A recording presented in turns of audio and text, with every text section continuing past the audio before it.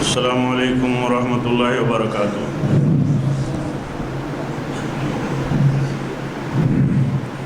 الحمد للہ الذی اخرجنا من ظلمات الشرک والتقلید والصلاة والسلام علی النبی الامی المسمى بالتحمید، اما بعد فإن خیر الحدیث کتاب اللہ وخیر الهدی هدی محمد صلی اللہ علیہ وسلم وشر الأمور محدثاتها وكل محدثة بدعة وكل بدعة ضلالة وكل ضلالة في النار۔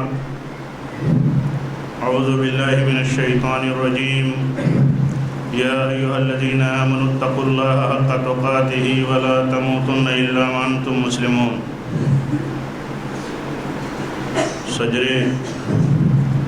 صدر اجتماع حضرت مولانا الطاف حسین فیضی حفظہ اللہ،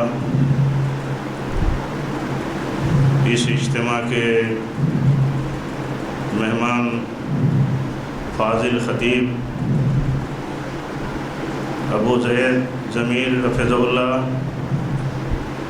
اسی طرح شہر بمبئی کے معزز ممتاز فاضل علماء کرام اور اجتماع گاہ میں تشریف فرما بزرگوں، عزیز نوجوانوں، اسلامی ماں اور بہنوں، اس موقع پر میں اپنے معززین، خاص طور پر فاضل عزیز مولانا عاطف سنابلی حفظہ اللہ اور بہت سارے احباب کی اصرار پر چند منٹ کے لیے آپ کے بیچ میں حاضر ہوا ہوں۔ مجھے اس وقت آپ کے بیچ میں کچھ وقت لینا مناسب نہیں لگتا، لیکن آپ لوگوں کا یہ اصرار بھی ٹالا نہیں جا سکتا تھا کہ جماعت کی اس اہم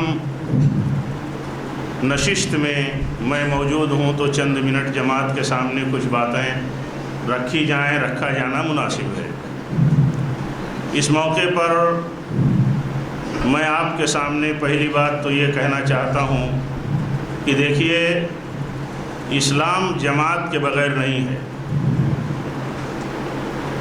اسلام کا تصور وہاں صحیح نہیں ہو سکتا جہاں جماعت نہ ہو، اور جو باتیں کہی جا رہی ہیں ان پر توجہ بھی دینے کی ضرورت ہے، ان پر غور کرنے کی بھی ضرورت ہے۔ اگر وہ بات نہ سمجھ میں آتی ہو تو اس پر مزید غور کرنے کی ضرورت ہے۔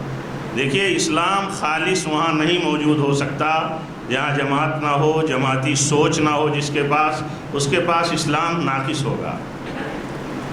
اور جماعت اہل علم کے ساتھ ہے، علماء کے ساتھ ہے، اس لیے کہ جماعت اہل حق کو کہتے ہیں اور حق کو جماعت کہتے ہیں، اور حق اہل علم کے پاس ہوتا ہے، اور اہل علم اور علماء انہیں کہا جاتا ہے جو ایکسپرٹ ہوں۔ آج ہمارے بیچ میں ہمارے فاضل ابو زید بھائی آتے ہیں، الحمدللہ ان کو ہم لوگ شمار کرتے ہیں اہل علم میں۔